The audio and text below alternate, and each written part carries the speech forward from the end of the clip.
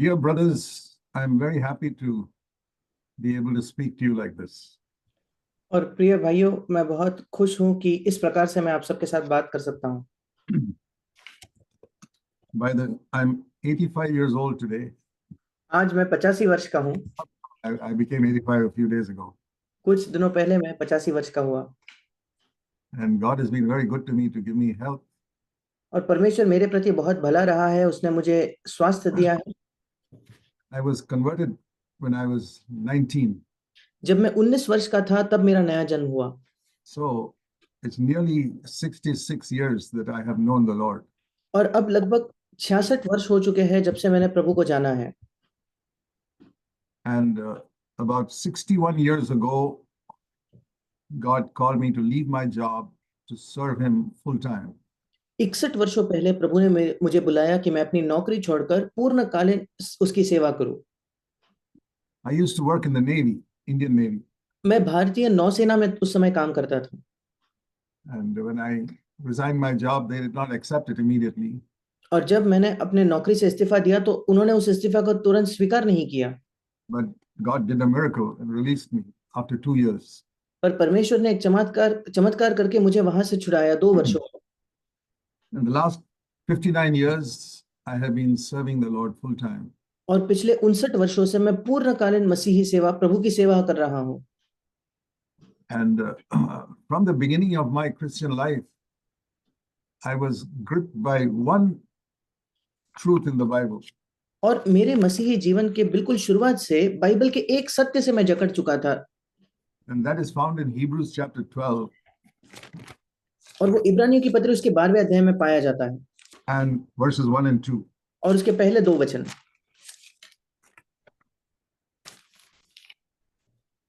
Here it says that he's referring to all the people he mentioned in Hebrews 11, all the great saints of Old Testament times. He calls them in verse 1 a cloud of witnesses. और यहाँ लेखक उनके बारे में कह रहा है जिनका वर्णन वो इब्रानियों उसके 11वें अध्याय में करता है। और इन सब लोगों को इब्रानियों 12:1 में वो कहता है कि गवाहों का एक बड़ा बादल वे है। That means they are examples who have gone ahead of us. इसका मतलब वे उदाहरण है जो हमारे आगे जा चुके हैं। But chapter 11 verse 40 says God provided something better for us which all they could not get. पर इब्रानियों 11:40 कहता है कि परमेश्वर ने हमारे लिए पहले से एक उत्तम बात ठहराई है कि वे हमारे बिना जो उन्हें नहीं मिली। Now, when we serve the Lord, we like to do great things for God. अब जब हम परमेश्वर की सेवा करते हैं, हमें परमेश्वर के लिए महान काम करना पसंद है। Yeah, many of us who like to pray and heal the sick. हम में से कई लोग हैं जो प्रार्थना करके बीमारों को चंगा करना चाहेंगे। But it almost never happens. पर लगभग ये कभी नहीं होता। We never raise the dead. हम कभी मरे हुओं को नहीं जिलाते। But when you read Hebrews 11, पर जब आप इब्रानियों 11 को पढ़ो तो we read that some of them raised the dead. Chapter 11 verse 35. और इब्रानियों 11:35 में हम देखते हैं कि उनमें से कुछ ने तो मरे हुओं को जिलाया। And they did amazing miracles, splitting the Red Sea into two. और उन्होंने अद्भुत चमत्कार किए, लाल समुद्र को 2 भाग में उन्होंने बांटा। Bringing fire down from heaven. और स्वर्ग से उन्होंने अग्नि बुलाई। And so many miracles you read in Hebrews 11. और ऐसे कई चमत्कार जिन्हें आप इब्रानियों 11 में पढ़ते हो। They shut the mouths of lions. उन्होंने सिंहों के मुंह को बंद किया। Samson could tear a lion with his own hands. और शिमशोन तो एक सिंह को अपने हाथों से फाड़ पाया। David could kill a huge giant called Goliath with just a stone. और दाऊद एक ऊंचे ऐसे दानव को केवल एक पत्थर से मार गिरा पाया। And Elijah could preach a sermon in just about half an hour, I mean in a few minutes, and bring the whole of Israel back to God. और एलिया जो था वो केवल कुछ मिनटों के प्रचार से संपूर्ण इस्राएल को परमेश्वर के पास ला सका फिर एक बार। So when we read in chapter 11 verse 40, what is this better thing that God has provided for us? फिर जब हम इब्रानियों 11:40 पढ़ते हैं तो ये बेहतर चीज क्या है जो परमेश्वर ने हमारे लिए ठहराई है? Does it mean that they raised one dead person and we will all raise 10 dead people? अब इसका ये मतलब है क्या कि उन्होंने एक मुर्दे को जिलाया तो हम सब 10 मुर्दों को जिलाएंगे? Or they split one sea, we will split many seas. या उन्होंने एक समुद्र को दो भाग में किया, हम कई समुद्रों को दो भाग में करेंगे? What is this thing called in verse chapter 11, verse 40? Something better for us. और इब्रानियों 11:40 में हिंदी में उत्तम बात लिखा है, इंग्लिश में बेहतर लिखा है। ये बेहतर बात क्या है? So if we think better means more than what they could do, अगर हमारी ये समझ है कि बेहतर का मतलब वो जो करते थे उससे ज्यादा अगर हम समझते हैं, that's not what it means. तो वहां उसका वो अर्थ नहीं है। It doesn't say God will make us do more than them. पर वहां ये नहीं लिखा कि परमेश्वर हमारे द्वारा उनसे ज्यादा करवाएगा, But something better than what they could do. पर वो जो कर सकते थे उससे बेहतर कुछ करवाएगा। Many Christians think the greatest thing they can do is do some miracle and get people to know that Jesus Christ is Lord. और कई मसीह यही सोचते हैं कि सबसे बड़ा काम जो वो कर सकते हैं कि कोई चमत्कार करके लोगों के सामने साबित करे कि यीशु मसीह ही प्रभु है। That if you go to some village and raise some dead person, people will believe in Christ. कि अगर आप किसी गांव में जाकर एक मरे हुए को जिलाओ तो लोग मसीह में विश्वास करेंगे। Or like Elijah, bring fire down from heaven and people will believe in Christ. या एलिया के समान अगर आप स्वर्ग से अग्नि लाओ तो लोग मसीह में विश्वास करने लगेंगे। But God is wiser than all of us. पर परमेश्वर हम सबसे ज्यादा बुद्धिमान है। And he is more eager than we are to bring all those people in the villages to Christ. और हमसे ज्यादा परमेश्वर आतुर है, परमेश्वर उत्सुक है कि उन गांवों के सब लोगों को वो मसीह के पास लाए। So if he could bring them to Christ by raising the dead, God would do it through all of us. और इसलिए अगर परमेश्वर उनको मरे हुओं में से जिलाकर गांव वालों को प्रभु मसीह में ला सकता तो वो हम सबको वो दान देता। Just a few days after Jesus raised Lazarus from the dead, यीशु मसीह ने लाजर को मरे हुओं में से जिलाने के कुछ ही दिनों बाद, when he raised Lazarus from the dead, so many people said, "Wonderful! This is a wonderful miracle God has done." जब यीशु ने लाजर को मरे हुओं में से जिलाया तो कई लोगों ने कहा ये अद्भुत है, क्या ही अद्भुत चमत्कार परमेश्वर ने किया है। That was in a place called Bethany, which was just 2 miles from Jerusalem. और ये बेथनी नामक एक जगह में था जो यरूशलेम से केवल 2 ही मील के अंतर पर था। But a few days after, they were shouting, "Praise the Lord" for the raising of Lazarus. पर कुछ ही दिनों जब वे लाजर को मरे हुए में से जिलाने की वजह से परमेश्वर की स्तुति हो ऐसा चिल्ला रहे थे, उसके कुछ ही दिनों के बाद Few days later, they were shouting about Jesus, "Crucify him, kill him, we don't want him." कुछ ही दिनों बाद वे चिल्ला रहे थे कि उसको क्रूस पर चढ़ाओ, यीशु को क्रूस पर चढ़ाओ, हमें वो नहीं चाहिए। And they killed him just a few days after Jesus raised Lazarus from the dead. और उन्होंने यीशु की हत्या कर दी जब यीशु ने लाजर को मरे हुए में से उठाने के कुछ ही दिनों बाद। What do we learn from that? इससे हम क्या सीखते हैं? That greatest miracle of raising someone who was in the grave for 4 days did not change people. वो सबसे बड़ा चमत्कार कि मरे हुओं को किसी मरे हुए को किसी मुर्दे को मरे हुए में से जिलाना, उसने लोगों को बदला नहीं। That was the greatest miracle Jesus did. 4 days that man was in the grave and Jesus pulled him out. ये सबसे महान चमत्कार था जो यीशु ने किया, क्योंकि 4 दिन से वो कब्र में पड़ा था और यीशु ने उसे मरे हुए में से जिलाया। You would think everybody in the nation will believe. और आपको तो लगेगा ये देखकर उस देश का हर एक व्यक्ति विश्वास करेगा। But they did not. पर उन्होंने विश्वास नहीं किया। Not only they did not believe, they killed Jesus Christ after that. ना केवल कि उन्होंने उस पर विश्वास नहीं किया, पर उसके बाद उन्होंने यीशु की हत्या कर दी। So God says, "My ways are not your ways." और परमेश्वर कहता है कि मेरे मार्ग तुम्हारे मार्ग नहीं है। That is a very important truth that we need to understand. ये एक बहुत महत्वपूर्ण सत्य है जो हमें समझने की जरूरत है। If you do not know that verse, please turn to Isaiah chapter 55. अगर आप उस वचन को नहीं जानते तो निकाले यशायाह उसका 55 अध्याय। It's a very important verse. बहुत महत्वपूर्ण वचन है। Isaiah 55 and verse 9. यशायाह 55 उसका 9वां वचन। In the middle of that verse, it says, "My ways are higher than," verse 8, "My thoughts are not your thoughts, my ways are not your ways." और 8वां वचन कहता है, क्योंकि प्रभु यहोवा कहता है, मेरे विचार और तुम्हारे विचार एक समान नहीं है, ना तुम्हारी गति या ना तुम्हारे मार्ग और मेरे मार्ग एक से है। And the difference between God's ways and our ways, it says in the next verse, is like heaven and earth difference. Verse 9. और अगला वचन कहता है कि परमेश्वर के मार्ग और हमारे मार्गों में जो अंतर है, 9वां वचन कहता है कि वो आकाश और पृथ्वी के अंतर के समान है। So God's way of doing his work is as different from what we think is the way to do God's work as heaven is different from the earth. और परमेश्वर जो सोचता है उसका जो मार्ग है चीजों को करने का, और हम जो सोचते हैं कि परमेश्वर का काम करने का क्या मार्ग है, इन दोनों में उतना ही अंतर है जितना कि आकाश और इस पृथ्वी में अंतर है। Now, I have traveled all over India in my life, मैं अपने जीवन भर में संपूर्ण भारत में मैंने सफर किया है, from Kashmir to Kanyakumari, Kashmir से लेकर कन्याकुमारी तक, from Gujarat to Mizoram. और गुजरात से लेकर मिजोरम तक। Many, many states I have traveled कई कई राष्ट्रों में मैंने सफर किया है, and preached in all types of churches. सब प्रकार के कलीसियाओं में मैंने प्रचार किया है। But I have seen one thing. पर मैंने एक चीज देखी है, Even among believers, it is very difficult to find people who know God's ways. विश्वासियों में भी बहुत ही मुश्किल है ऐसे लोगों को मिलना, ऐसे लोगों को पाना जो परमेश्वर के मार्गों को जानते हैं। And the reason is they do not study God's word carefully. और उसका कारण ये है कि वे परमेश्वर के वचन का अध्ययन अच्छे से नहीं करते, ध्यानपूर्वक नहीं करते। That's the number one reason. ये सबसे पहला कारण है। The second reason is they don't ask the Holy Spirit to fill their life and show them how Jesus lived.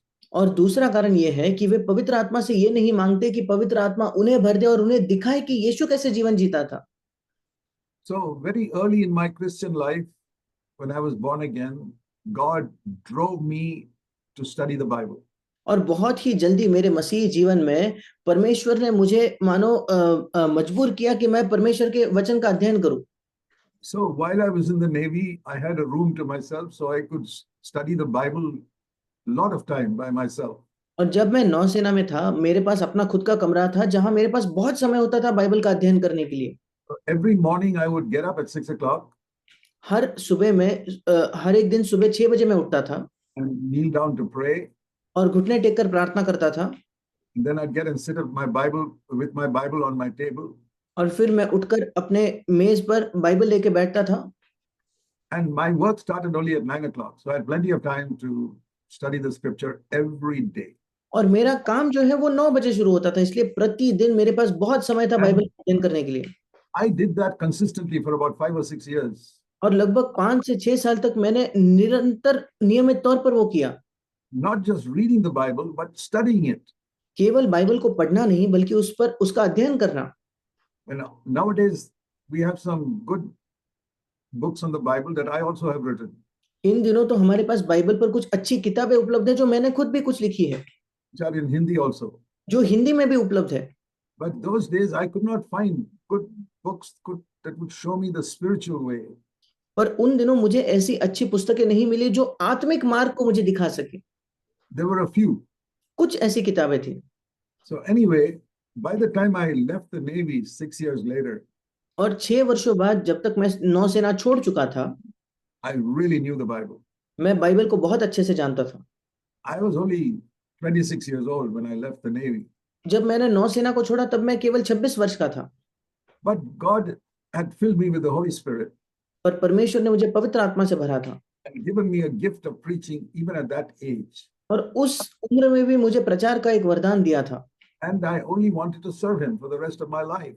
और केवल मैं अपने जीवन भर के लिए उसकी सेवा करना चाहता था। But still, after that, from the age of 26 to 35, I did not know how to serve the Lord. पर उसके बाद भी 26 से लेकर 35 साल की उम्र तक मैं नहीं जानता था कि परमेश्वर की सेवा कैसे की जाए।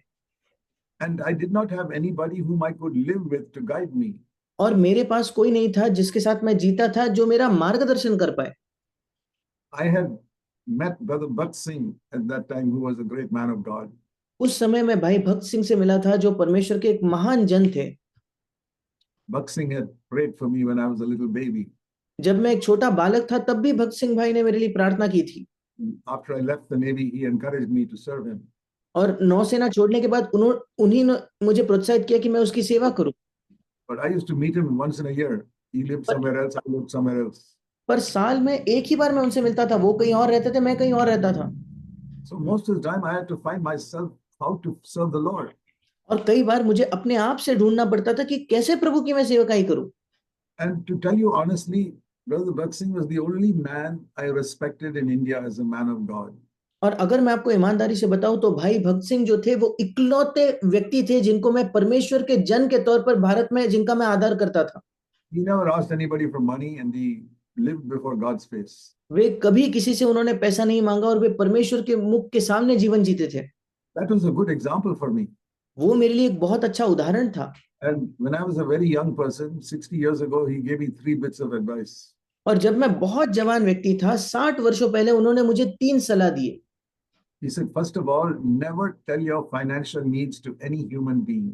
सबसे पहले उन्होंने मुझसे कहा कभी भी अपनी आर्थिक जरूरतों को किसी मनुष्य से नहीं कहना। You have a heavenly Father who will take care of you. आप तुम्हारा एक स्वर्गीय पिता है जो तुम्हारी देखभाल करेगा। And he told me that from his own experience of more than 30 years. और उन्होंने ये मुझे अपने खुद के 30 वर्ष से भी ज्यादा के अनुभव से उन्होंने मुझे ये बात बताई। Because all his life, he never asked anybody for money. क्योंकि उनके जीवन भर उन्होंने कभी किसी से पैसा नहीं मांगा। Second thing he said is, don't waste too much money on yourselves. Buy very, very simple things for your life. और दूसरी चीज उन्होंने कही बहुत ज्यादा पैसा अपने आप पर खर्च नहीं करना, बहुत ही साधारण चीजें अपने आप के लिए खरीदना। Buy simple clothes. साधारण कपड़े खरीदना। And the third thing he said was very important. और तीसरी बात जो उन्होंने कही वो बहुत महत्वपूर्ण थी। When you serve the Lord, people will accuse you and tell false stories about you. जब तुम प्रभु की सेवा करो तो लोग तुम पर दोष लगाएंगे और तुम्हारे बारे में झूठी कहानियां बताएंगे। You should just keep quiet. Don't try to reply to them. उस समय तुम्हें केवल चुप रहना है, उनको उत्तर देने की कोशिश नहीं करना। Those 3 bits of advice I heard 60 years ago and I followed it for 60 years. और ये जो 3 सलाह है मैंने 60 वर्षों पहले सुने, मैंने 60 वर्षों के लिए उन सब का अनुसरण किया है। All these 60 years, I never asked anybody for money. I never got a salary from anyone. इन सब 60 के 60 वर्षों में मैंने कभी किसी से पैसा नहीं मांगा, मैंने कभी किसी से तनख्वाह नहीं प्राप्त की। God has taken care of me just like he took care of Jesus. पर परमेश्वर ने मेरी देखभाल की बिल्कुल वैसे ही जैसे उसने यीशु की देखभाल की। Like he took care of Paul and Brother Bhakt Singh. और जैसे उसने पौलुस और भाई भक्त सिंह की देखभाल की। God can do that for anyone. और परमेश्वर वो किसी के लिए भी कर सकता है। Because he's a living God and a loving Father. क्योंकि वो एक जीवित परमेश्वर है और एक प्रेमी पिता है। And all my life, 60 years, I've tried to live very, very simply. और मेरे जीवन भर इन 60 वर्षों में मैंने बड़ा साधारण और सादगी का जीवन जीने की कोशिश की है। I've never tried to buy anything expensive for myself. मैंने कभी अपने आप के लिए कुछ महंगा खरीदने की कोशिश नहीं की है। First of all, I didn't have the money, and even if I had, I would not buy it. सबसे पहले तो मेरे पास पैसा ही नहीं था और अगर मेरे पास उतना पैसा होता तो भी मैं नहीं खरीदता। And many people have accused me in my life, and I always kept quiet. I would not fight back. और मेरे जीवन में कई लोगों ने मुझ पर दोष लगाए, पर हमेशा मैं चुप रहा हूं। मैं वापस पलट कर उनसे नहीं झगड़ा करूंगा। I'll give you the same bits of advice. और इसलिए मैं भी आपको वही सलाह देना चाहता हूं। Live before God's face. परमेश्वर के मुख के सामने जीवन जिए। God's ways are not what our clever mind says. That's not God's way. और परमेश्वर के मार्ग वे नहीं जो हमारे बुद्धिमान दिमाग हमें बताते हैं, वो नहीं है। So back to Hebrews 11. और फिर एक बार अगर हम इब्रानियों 11 को देखें तो verse 40, God has provided something better. और 40 वचन परमेश्वर ने हमारे लिए पहले से एक बेहतर बात ठहराई है। Better than what Moses and Elijah had in the Old Testament. जो मूसा और एलिया के पास पुराने नियम था उससे बेहतर बात ठहराई है। They were great servants of God, Moses and Elijah. वे परमेश्वर के महान सेवक थे, मूसा और एलिया।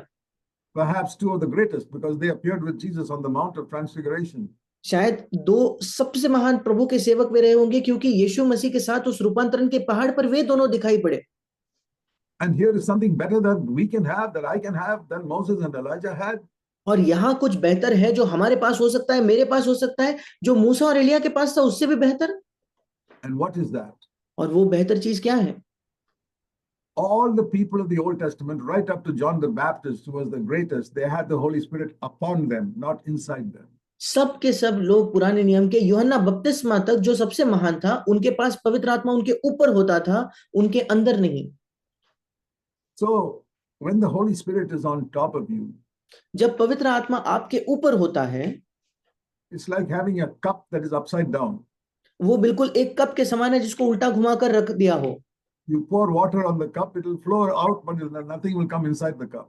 और आप उस कप पर पानी अगर उंडेलोगे उस प्याले पर, तो पानी बाहर तो बहेगा पर उसके अंदर एक बूंद भी नहीं जाएगी। So the Holy Spirit came upon people. It's like pouring water on an upside down cup. और पवित्र आत्मा उन दिनों लोगों पर आता था, ये बिल्कुल वैसे जैसे एक उल्टे प्याले पर, उल्टे कप पर आप पानी उंडे लो, And blessed many, many people. और उसके द्वारा कई कई लोग आशीषित होते थे। But the cup inside was still dirty. पर अंदर का जो प्याला है वो अब भी गंदा ही था। That's why David committed adultery. इसलिए दाऊद ने व्यभिचार किया। And Elijah got depressed and said, Lord, take away my life. और एलिया निराश होकर वो कहने लगा कि प्रभु मेरा जीवन ही ले ले। And Moses also made many mistakes. He disobeyed God. और मूसा ने भी कई गलतियां की, वो प्रभु के प्रति अनाज्ञाकारी रहा। Because the Holy Spirit was upon them, not inside them. क्योंकि पवित्र आत्मा उनके ऊपर था, उनके अंदर नहीं था। And it says God has provided something better. जब यहाँ लिखा है कि परमेश्वर ने हमारे लिए एक बेहतर बात ठहराई है, It is the Holy Spirit will be in you. वो बेहतर बात है कि पवित्र आत्मा तुम्हारे अंदर होगा।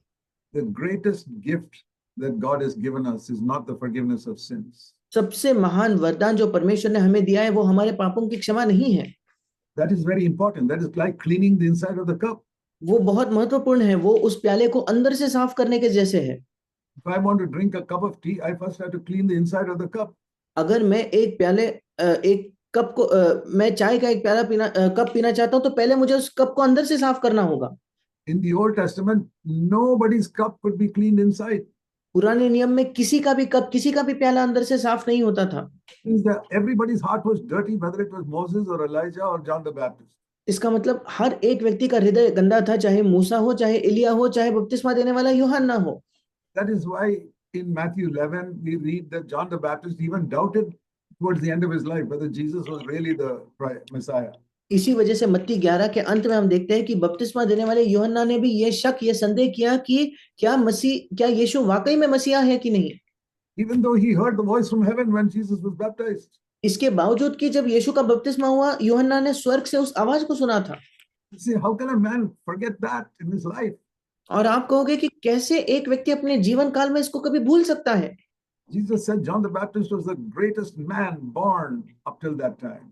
यीशु मसीह ने कहा कि उस समय तक सबसे महान व्यक्ति जिसका जन्म हुआ था वो था बपतिस्मा देने वाला यूहन्ना।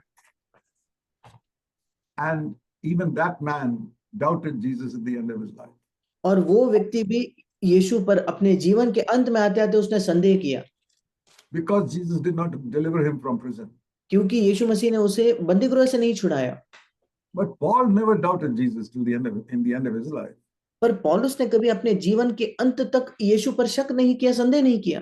Even though he suffered more than John the Baptist. इसके बावजूद कि बपतिस्मा देने वाले यूहन्ना से ज्यादा पीड़ा पौलुस ने सही। And so many ordinary Christians in the early days, they used to be killed and hurt and they never denied Jesus Christ. और कई साधारण मसीह जो उस काल में रहते थे, जिनको मार दिया जाता था, जिन्हें बड़ी चोट पहुंचती थी, उन्होंने कभी यीशु का इनकार नहीं किया। What did they have which Moses and Elijah did not have? उनके पास क्या था जो मूसा और एलिया के पास नहीं था? They had the Holy Spirit inside. उनके पास पवित्र आत्मा उनके अंदर था। Jesus said that those who believe in him, the Holy Spirit will work from inside like rivers of living water flowing out of them. और यीशु ने कहा कि जब पवित्र आत्मा किसी के अंदर आएगा तो पवित्र आत्मा उसके अंदर ऐसा काम करेगा कि जीवन की नदियां उसके अंदर से बह निकलेंगी। See John chapter 7. देखिए यूहन्ना उसका 7वां अध्याय, verse 37 to 39. 37 से लेकर 39 वचन। These are very important verses that you must meditate on. ये बहुत ही महत्वपूर्ण वचन है जिन पर आपको मनन करना ही चाहिए। About 2 years after I was converted, मेरे नए जन्म के लगभग 2 वर्षों के बाद I took water baptism. मैंने पानी का बपतिस्मा लिया। And then I wanted to serve the Lord. और फिर मैं प्रभु की सेवकाई करना चाहता था। Started studying the Bible. मैं बाइबल का अध्ययन करने लगा। But I found I did not have power. पर मैंने देखा कि मेरे पास सामर्थ्य नहीं थी। And I did not have the ability to speak. और मेरे पास बोलने की, प्रचार करने की क्षमता नहीं थी। Even though I had a clever mind. इसके बावजूद कि मेरे पास एक बुद्धिमान दिमाग था। And I studied the Bible. और मैं बाइबल का अध्ययन करता था। Then I knew I need something more than a clever mind. फिर मैंने जाना कि मेरे पास मुझे एक बुद्धिमान दिमाग से भी ज्यादा कुछ चाहिए। I need more than Bible knowledge. Bible के ज्ञान से भी अधिक कुछ चीज है जो मेरी आवश्यकता है। I need what even Jesus needed at the age of 30, the anointing of the Holy Spirit. मुझे उसकी आवश्यकता है जिसकी आवश्यकता यीशु को भी 30 की उम्र में थी, वो था पवित्र आत्मा का बपतिस्मा। Jesus did not go out to serve the Lord until the Holy Spirit came on him at the age of 30 at his baptism. और यीशु मसीह ने जाकर परमेश्वर की सेवा तब तक नहीं की जब तक 30 की उम्र में उसके बपतिस्मा के समय पवित्र आत्मा उस पर आया। Before that, he was only working at home and making stools and benches as a carpenter. उसके पहले तो वो केवल घर पर रहकर काम कर रहा था और वो स्टूल और मेज बनाता था एक बढ़ई होने के नाते। Even he who had come from heaven did not dare to go out to serve his Father till the Holy Spirit anointed. वो भी जो स्वर्ग से आया था उसने ये हिम्मत ये ढाढ़स नहीं किया कि वो बाहर जाकर अपने पिता की सेवा करे जब तक उसे अभिषिक्त नहीं किया गया। But today there are so many foolish Christians who think if I study the Bible and I have little knowledge, I can go and serve the Lord. पर आज ऐसे कई मूर्ख मसीह है जिन्हें लगता है कि अगर मैं थोड़ा बाइबल पढ़ लूं, मुझे बाइबल का ज्ञान आ जाए तो मैं बाहर जाकर परमेश्वर की सेवा कर सकता हूं। So I discovered that pretty early, about 2-3 years after I was baptized. I discovered I cannot serve the Lord with my cleverness. और मैंने ये बहुत ही जल्द अपने मसीह जीवन में मेरे बपतिस्मा के 2-3 वर्षों बाद ही मैंने ये पाया कि मैं परमेश्वर की सेवा, प्रभु की सेवा अपने चतुराई से, अपने बुद्धिमानी से So नहीं कर सकता। I came to this verse. If anyone is thirsty, let him come to me and drink. और मैं इस वचन के पास आया। यहाँ यीशु कहता है यदि कोई प्यासा हो तो मेरे पास आए और पिए। John 7:37. यूहन्ना 7:37। So I realized first thing I need is thirst. और मैंने ये एहसास किया कि पहली चीज जो मेरी आवश्यकता है वो है प्यास। That means I must have a great desire in my heart for the power of the Holy Spirit. Number one. इसका मतलब सबसे पहले मेरे हृदय में एक तीव्र लालसा होनी चाहिए पवित्र आत्मा के सामर्थ्य के लिए। And secondly, verse 38, I must have faith. I must believe that He will do it for me. और दूसरा 38वां वचन, मेरे अंदर विश्वास होना चाहिए कि परमेश्वर मेरे लिए वो करेगा। I'll tell you, on these two verses, you can understand the only requirement for the power of the Holy Spirit is these two things. मैं आपको बताना चाहता हूं इन दो वचनों के आधार पर आप केवल उन दो जरूरतों को समझ सकते हो जो पवित्र आत्मा की भरपूरी के लिए चाहिए। ये दो ही आवश्यकताएं हैं। First is a tremendous thirst. सबसे पहले है एक बहुत ही तीव्र प्यास। See, not just an ordinary type of thirst. एक साधारण सी प्यास नहीं। See, all of us may be a little thirsty for a glass of water now. और उदाहरण के तौर पर हम सब के सब अभी पानी के एक ग्लास के लिए थोड़े से प्यासे होंगे। Here's some water and I'd like to drink it because I'm thirsty. और यहाँ कुछ पानी है, मुझे वो पीना पसंद होगा क्योंकि मैं थोड़ा प्यासा हूँ। But if somebody tells me one glass of water will cost you 1 lakh rupees, पर अगर कोई मुझसे कहे कि एक पानी का ग्लास आपको उसकी कीमत 1 लाख रुपए देनी होगी, oh, I say I'm not that thirsty. मैं कहूंगा नहीं, माफ कर दो, मैं उतना प्यासा नहीं हूँ। I won't pay 1 lakh for a glass of water. पानी के एक प्याले के लिए मैं 1 लाख रुपए नहीं दूंगा। You will also not do it. आप खुद भी ये नहीं करोगे। But if I have been wandering in the desert for 7-8 days or 10 days without water, पर अगर मैं मरुभूमि में 8-10 दिन के लिए भटक रहा था बिना पानी के तो, and I'm so thirsty that I'm going to die, और मैं इतना प्यासा हूं कि मैं मरने वाला हूं, and somebody says 1 lakh for a glass of water, और कोई कहता है कि 1 लाख एक पानी के ग्लास के लिए, I'll say, I'll give you all the money I have. Give me that glass of water. मैं कहूंगा कि मेरे पास जितना पैसा है मैं तुम्हें देता हूं, मुझे वो पानी का ग्लास दो। That is the type of thirst he's speaking of in verse 37. और यहाँ इस प्रकार के प्यास की वो बात कर रहा है 37 वचन में। Not the type of thirst we have every day for little water. ये उस प्रकार की प्यास नहीं जो प्रतिदिन हमारे अंदर होती है थोड़े से पानी के लिए, Such a desperate thirst as if we had been wandering in the desert for 10 days. पर ऐसी तीव्र और आतुर प्यास मानो हम 10 दिनों से मरुभूमि में भटक रहे हो। And I'll tell you the truth, I have met very, very few believers who have that type of thirst for the power of the Holy Spirit. और मैं आपको बताना चाहता हूं, मैं बहुत ही कम ऐसे विश्वासियों से मिला हूं जिनके अंदर पवित्र आत्मा की ऐसी प्यास होती है। And God had to wait a long time for me also to come to that type of thirst. और परमेश्वर को बहुत लंबे समय तक इंतजार करना पड़ा जब तक कि मैं भी इस प्रकार की प्यास तक नहीं आ पहुंचा।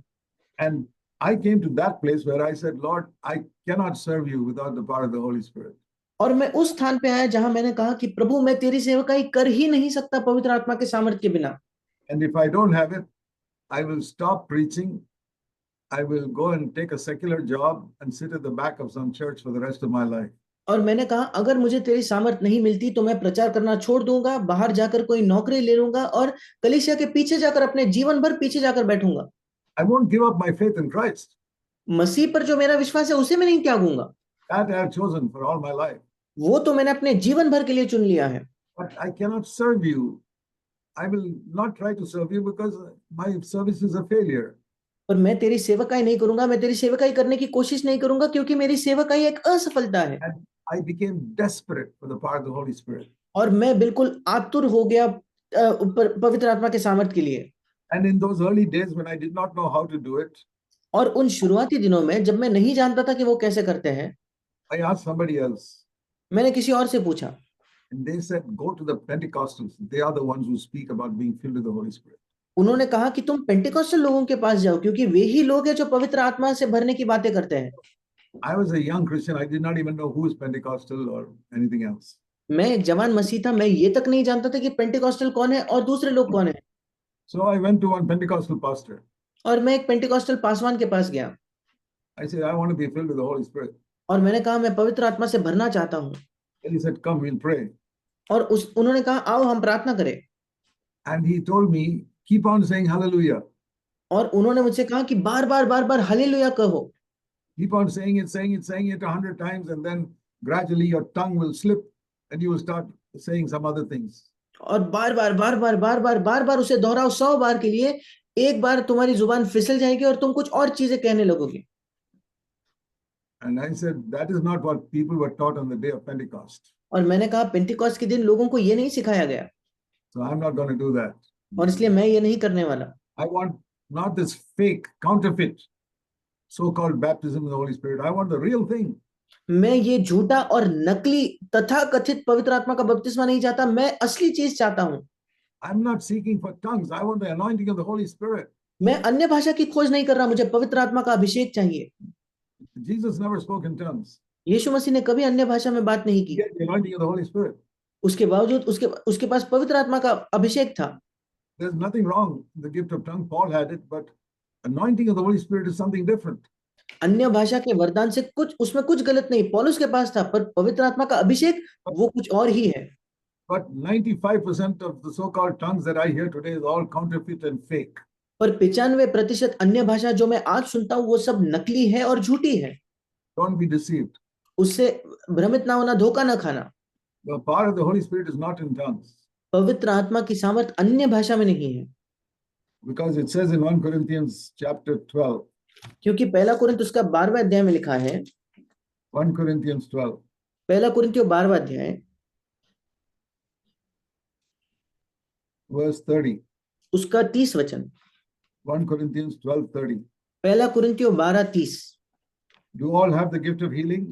क्या सबको चंगा करने का वरदान मिला है? No. First of all, he says in verse 29, are all apostles? नहीं, सबसे पहले वो 29 वचन में कहता है क्या सब प्रेरित है? No. नहीं। Are all prophets? क्या सब भविष्यद्वक्ता है? No. नहीं। Are all Bible teachers? क्या सब बाइबल के उपदेशक है क्या? No. नहीं। Can everybody work miracles? क्या सब सामर्थ के काम चमत्कार कर सकते हैं क्या? No. नहीं। Verse 30, do all have the gift of healing? 30 वचन, क्या सबको चंगा करने का वरदान मिला है क्या? No. नहीं। Do all speak with tongues? क्या सब नाना प्रकार की भाषा बोलते हैं क्या? And the answer is no. फिर एक बार उत्तर है नहीं। Can everybody interpret tongues? No. क्या हर कोई अन्य भाषा का भाषांतर कर सकता है कि नहीं? That is the clearest verse the Holy Spirit has written in the Bible, that all believers do not speak in tongues. ये सबसे साफ वचन पवित्र आत्मा ने बाइबल में लिखी है जो बताता है कि हर सब विश्वासी अन्य भाषा में नहीं बात करते। And that is written by Paul, और ये पौलुस के द्वारा लिखा गया है, who wrote in chapter 14, 1 Corinthians 14 and verse 18, और जिसने खुद पहला कुरिन्थियों 14:18 में लिखा था that I speak in tongues more than all of you. कि मैं तुम सबसे अधिक अन्य भाषाओं में बोलता हूँ। A man who spoke in tongues taught everybody does not speak in tongues. एक व्यक्ति जो खुद अन्य भाषा में बोलता था उसने ये सिखाया कि सब कोई अन्य भाषा में बात नहीं करते। So don't seek for that. और इसलिए उसकी खोज ना करे। I never sought for it. मैंने कभी उसकी खोज नहीं की। God gave me that gift and I did not seek for it. परमेश्वर ने मुझे वो वरदान दिया पर मैंने उसकी खोज नहीं की। But that is not the main thing. पर ये मुख्य बात नहीं है। Remember, Jesus never was anointed, never spoke in tongues. और याद रखिए कि यीशु मसीह कभी अन्य भाषा में नहीं बोलता था। The Holy Spirit comes to make us live like Jesus and serve like Jesus. पवित्र आत्मा आता है ताकि हम यीशु मसीह की तरह जिए और यीशु मसीह की तरह सेवा करें। What do I need for that power? Thirst and faith. मुझे उस सामर्थ्य के लिए क्या चाहिए? प्यास और विश्वास। And when we are filled with the Holy Spirit, और जब हम पवित्र आत्मा से भर जाते हैं तो we will discover what is that better thing mentioned in Hebrews 11:40. फिर हमें ये बात पता चलेगी कि वो बेहतर चीज क्या है जो इब्रानियों 11 उसके 40 में लिखी है। Now turn back to Hebrews 11. फिर एक बार निकालिए इब्रानियों उसका 11वां अध्याय। God has provided something better for us, परमेश्वर ने हमारे लिए पहले से एक बेहतर बात ठहराई है, better than all the miracles done in Hebrews 11. उन सब चमत्कारों से बेहतर जो इब्रानियों 11 में किए गए थे। If some of you could do some of the miracles mentioned in Hebrews 11, you'll think you're a great servant of God. अगर आप में से कुछ उन चमत्कारों को कर पाए जो इब्रानियों 11 में लिखे, आपको तो लगेगा कि आप परमेश्वर के महान सेवक हो। Do you know there were 20 lakhs of people in the Old Testament who got bread from heaven every day for 40 years? क्या आप जानते हो कि 20 लाख लोग थे इसराइल के जिन्हें 40 वर्षों तक स्वर्ग से रोटी मिली? Imagine if you got bread falling down from heaven one day in your life, you'll be speaking about it for the rest of your life. और सोचकर देखिए, अगर स्वर्ग से आपको एक दिन रोटी मिले तो आप अपने जीवन भर, बचे हुए जीवन भर उसकी बात करोगे। And these people received bread from heaven for every day for 40 years, the Israelites in the wilderness. और ये लोग जो थे, इन्हें 40 वर्षों तक हर दिन स्वर्ग से रोटी मिली, इसराइली लोग जब मरुभूमि में थे। But it says in 1 Corinthians 10 that God was not happy with them. पर पहला कुरिन्थियों 10वां अध्याय कहता है कि परमेश्वर उनसे खुश नहीं था। Those who experienced miracles, greatest miracles, God was not happy with them. जिन लोगों ने चमत्कारों का अनुभव किया, सबसे महान चमत्कार, परमेश्वर उनसे खुश नहीं था। See that verse in 1 Corinthians उस वचन को देखिए पहला कुरिन्थियों में and chapter 10. और उसका 10वां अध्याय।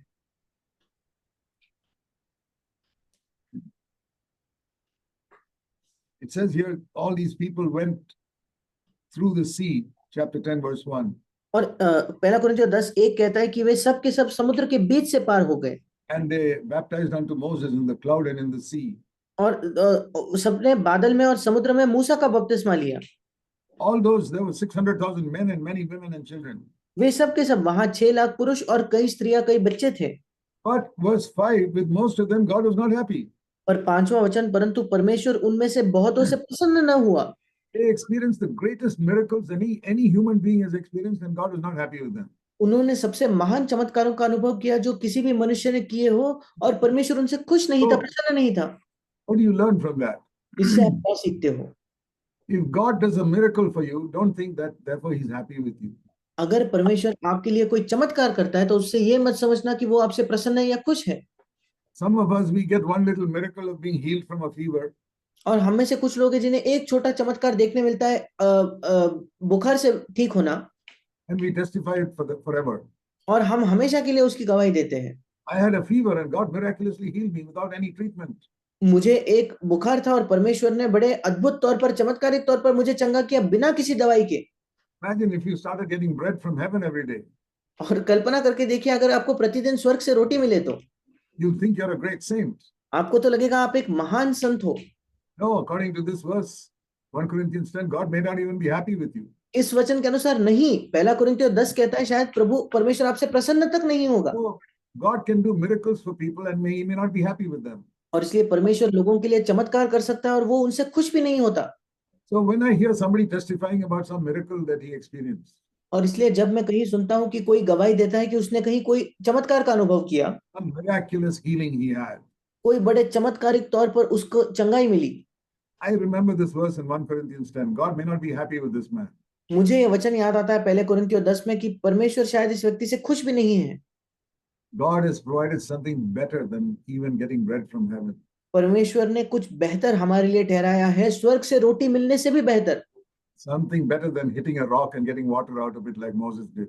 और एक चट्टान को मारकर उससे पानी निकालने से भी बेहतर जो मूसा ने किया था। What is that something better? वो कुछ बेहतर चीज क्या है? Now turn to Hebrews 11. अब निकालिए इब्रानियों 11। I had to give you all this introduction before explaining it और इसको समझाने से पहले मुझे आपको ये पूरा परिचय देना पड़ा, because I want you to be gripped by this truth which I'm going to say. क्योंकि मैं चाहता हूं कि इस सत्य से आप जकड़े जाओ जो सत्य मैं आपको बताने वाला हूं। Changed my life. उसने मेरा जीवन बदल दिया। Last 60 more years of my life was changed by this one truth. पिछले 60 से भी ज्यादा वर्षों से मेरा जीवन इस एक सत्य से बदल चुका है। This is what the anointing of the Holy Spirit taught me. और इसी चीज पवित्र आत्मा के अभिषेक ने मुझे इसी चीज को सिखाया है। What is that better thing? वो बेहतर चीज क्या है? Better than everything the Old Testament people experienced. पुराने नियम में जिसका अनुभव लोगों ने किया, उस सब चीजों से बेहतर। Hebrews 11:40. इब्रानियों 11:40। God has provided something better for us. क्योंकि परमेश्वर ने हमारे लिए पहले से एक उत्तम बात ठहराई है। And these other people in the Old Testament are called just witnesses, chapter 12, verse 1. और ये दूसरे लोग पुराने नियम में इब्रानियों 12:1 कहता है कि ये केवल गवाह है। Now I'll explain that better thing. अब मैं उस बेहतर चीज को समझाने वाला हूँ। That better thing is chapter 12, verse 2. वो बेहतर चीज इब्रानियों 12:2 में ये है That we can look fixing our eyes on Jesus. और हम देख सकते हैं और अपनी आंखों को यीशु की ओर लगा सकते हैं, Who is the author and perfecter of our faith. जो हमारे विश्वास का कर्ता और सिद्ध करने वाला है। And we can see Jesus in two ways. और हम यीशु को दो तरीकों से देख सकते हैं। One, when he endured the cross, despising the shame on earth. और एक तो ये है कि जब उसने क्रूस को सहा और उस लज्जा की कुछ चिंता नहीं की जब वो इस पृथ्वी पर था, But endured it because of the joy set before him, verse 2. पर दूसरा वचन, उसने उस क्रूस का दुख भी सहा उस आनंद के लिए जो उसके आगे धरा था। That is number one. ये पहली चीज है। To look at the way Jesus lived on earth, taking up the cross and every day enduring the shame of it. और यीशु की ओर देखना जिसने अपने क्रूस को प्रतिदिन उठाया और उस क्रूस की लज्जा को सहा। There is a shame in following Jesus even today. यीशु का अनुसरण करने में आज भी एक लज्जा है। If you're seeking honor as a servant of God, you're going in the wrong direction. अगर परमेश्वर के सेवक होने के नाते आप आदर की खोज कर रहे हो तो आप गलत दिशा में जा रहे हो। You're seeking honor from the people in your church, you're going in the wrong direction. अगर आप अपने कलीसिया के लोगों से आदर की खोज कर रहे हो तो आप गलत दिशा में जा रहे हो। You search your heart. It's आप quite अपने likely that many of you are seeking honor for yourself from your congregation. आप अपने हृदय की जांच करके देखिए, खोज कर देखिए, संभव है कि आप में से कई लोग अपने लोगों से, कलीसिया के लोगों से आदर की आशा रखते हो। If it is like that, I want to say to you, you're going in the complete opposite direction. अगर ऐसा है तो मैं आपको बताना चाहता हूं, आप बिल्कुल विपरीत दिशा में जा रहे हो। Jesus had shame, and we must be willing to take shame. यीशु मसीह ने एक लज्जा को सहा और हम भी तैयार होने चाहिए एक लज्जा को उठाने के लिए। See what it says in Hebrews 13. और देखिए इब्रानियों 13 में क्या लिखा है। It says about Jesus was crucified outside the camp, chapter 13, verse 11 and 12. और इब्रानियों 13 उसका 11 और 12 वचन कहता है कि यीशु को छावनी से बाहर निकालकर क्रूस पर चढ़ाया गया। So we also, verse 13, Hebrews 13:13, let us go outside the camp bearing his reproach. और इब्रानियों 13:13 इसलिए आओ उसकी निंदा अपने ऊपर लिए हुए हम छावनी के बाहर उसके पास निकल चले। And today that camp is religious Christianity. और आज वो छावनी है ये धार्मिक मसीहत। Christians who are not born again. ऐसे मसीह जिनका नया जन्म नहीं हुआ है। Christians who do not have the real fullness of the Holy Spirit. ऐसे मसीह जिनके पास पवित्र आत्मा की वास्तविक भरपूरी नहीं है।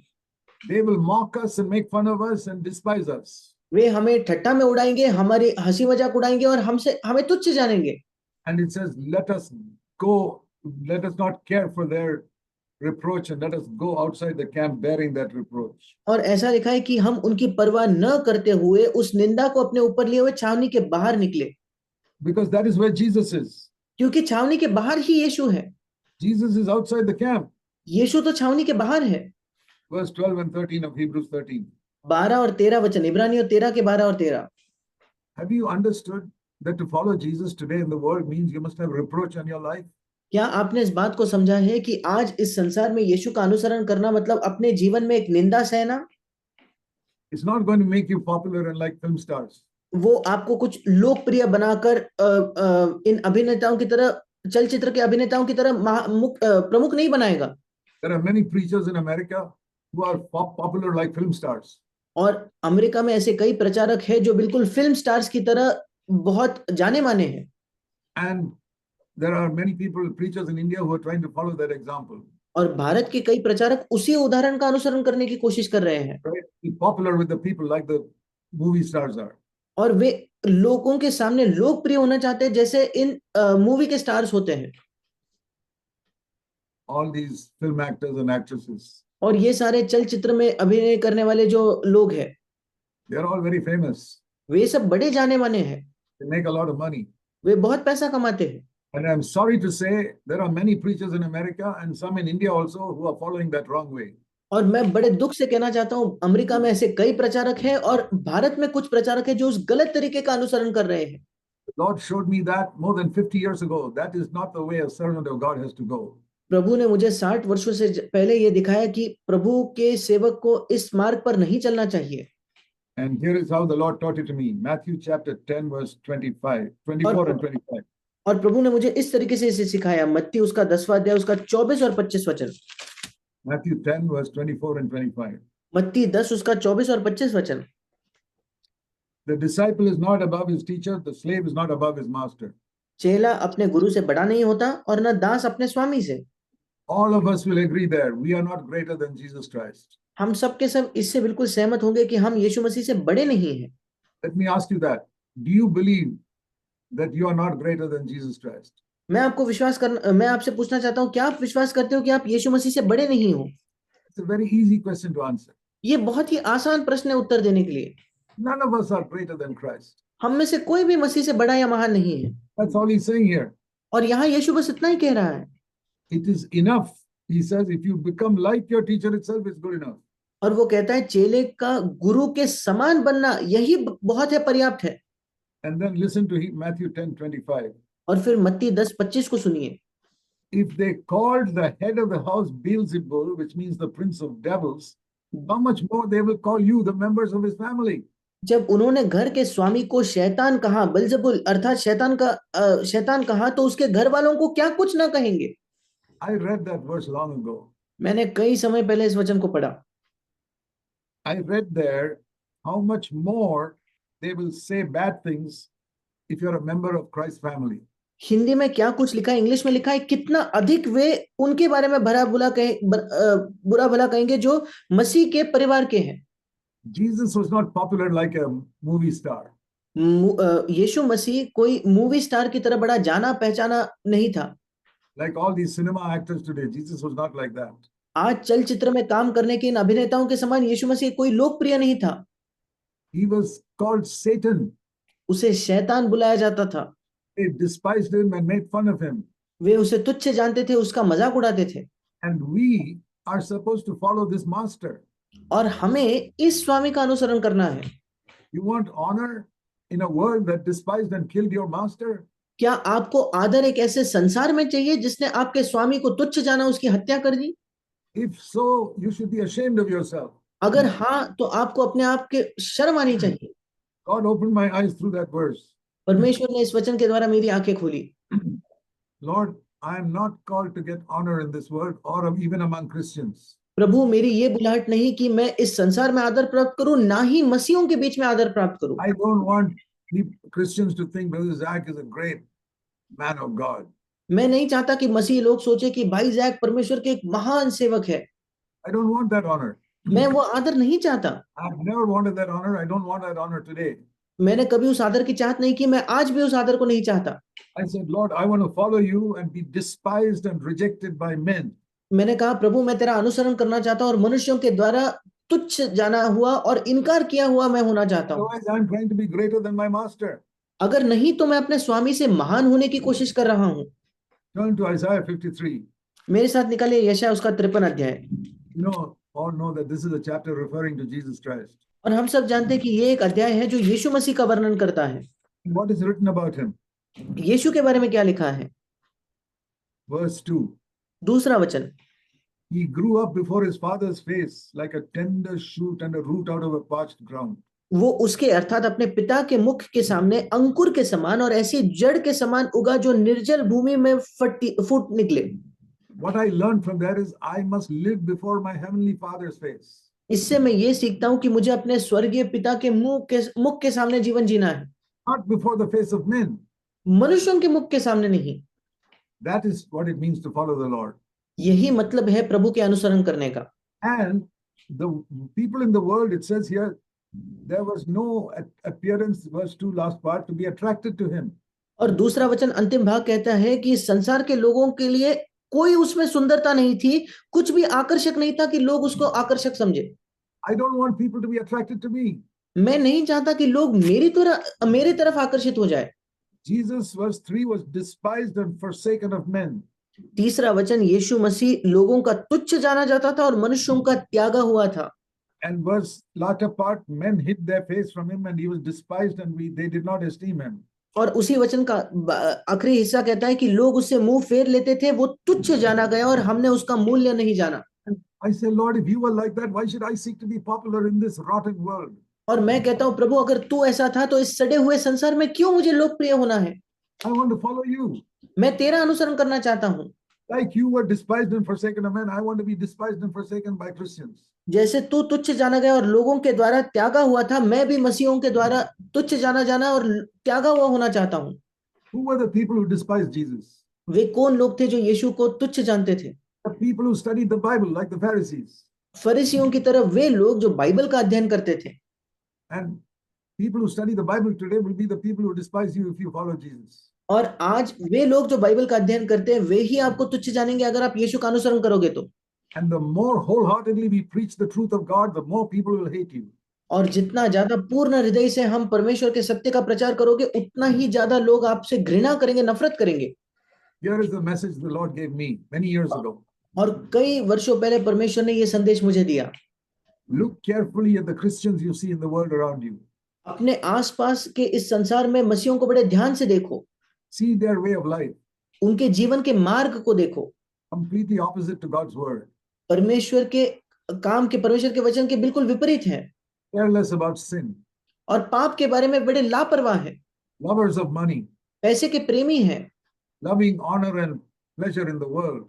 और इस संसार में आदर और सुख विलास के वे प्रेमी हैं। No difference between them and the worldly people. उनमें और इस संसार के लोगों में कोई अंतर नहीं है। There's as much fighting and quarreling in those Christians' homes as there are in worldly homes. और उन मसीहों के घरों में उतना ही लड़ाई झगड़ा होता है जितना इन संसार के लोगों के घरों में होता है। These Christian husbands and wives are yelling at each other and getting angry with each other just like worldly people. ये मसीही पति पत्नी एक दूसरे पर गुस्सा होते हैं, चीखते चिल्लाते हैं, बिल्कुल उन संसार के लोगों की तरह। And then the Lord said, when you've seen all that, then look at the Bible. और प्रभु ने कहा, जब तुम ये सब देख चुके हो, उसके बाद बाइबल को देखो। And see in the New Testament the standard I have taught through the Holy Spirit in the New Testament. और देखो नए नियम में पवित्र आत्मा के द्वारा जो मापदंड मैंने सिखाया है। And compare the two.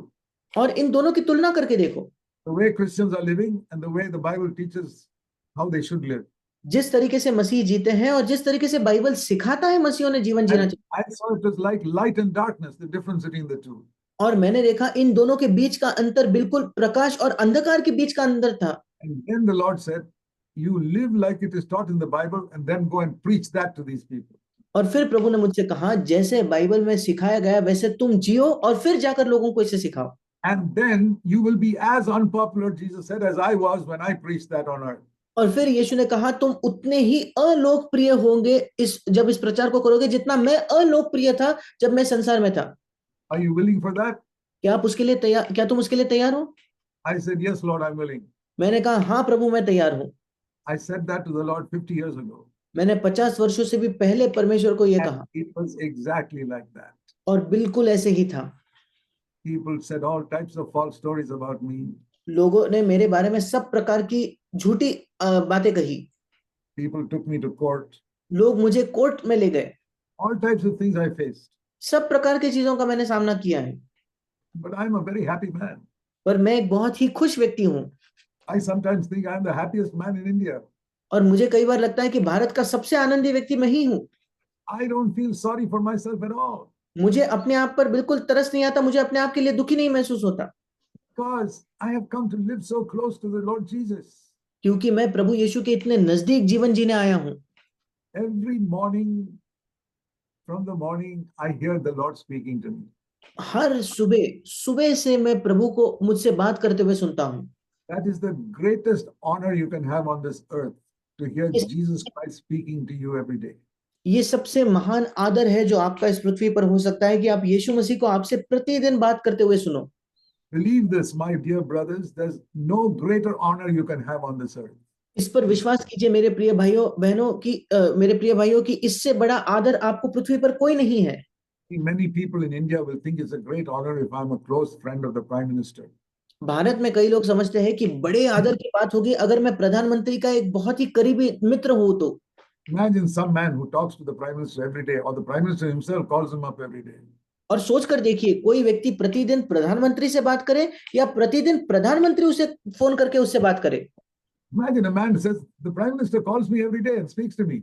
और कल्पना करके देखिए कोई व्यक्ति कहता है कि प्रधानमंत्री हर दिन मुझसे फोन करके मुझसे बात करते हैं।